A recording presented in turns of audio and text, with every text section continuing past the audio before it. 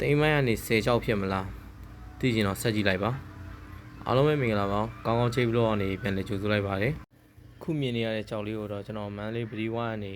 3,800နဲ့ဝယ်ခဲ့တဲ့ကြောက်လေးပါဒီလက်ပတ်တစ်ပတ်စာလေးပေါ့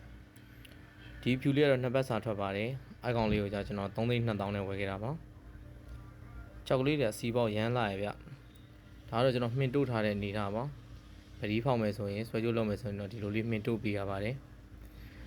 ကျွန်တော်ဆောင်းကလက်ပတ်လို့စဉ်းစားထားဆိုလဲဒီလိုဆွဲကြိုးလေးဆင်ကြည့်ရခါမှာတော့ကြောက်လေးကမစိုးဘူးရအတော်လားအထက်မှာပါပါတယ်တခုပြောပြခြင်းလားခုကာလာဈေးကွက်မကောင်းတဲ့ကာလာဖြစ်တဲ့အတွက်ဈေးရောင်းဈေးဝယ်ကိုနည်းနည်းလေးထိန်းလုပ်ပြီးတော့တတိလေးထားပြီးတော့ကျွန်တော်တတိပေးခြင်းပါတယ်ခုကြောက်လေးကျွန်တော်ဒါဝိုင်းထဲမှာကျွန်တော်ပြန်တိုက်ကြည့်ရခါမှာတော့15သိန်းပဲအမြင့်ဆုံးပေးရဗျဒါနဲ့ကျွန်တော်လည်းဒီကာလာတဲ့ကျွန်တော် lucky ဖြစ်ပါတယ်ဆိုပြီးကျွန်တော်ရောင်းပေးလိုက်ပါတယ်ကျွန်တော်ဗီဒီယိုလေးကိုဆုံးအောင်ကြည့်ပြီးရတဲ့အားလုံးကိုကျေးဇူးတင်ပါတယ်ခင်ဗျာ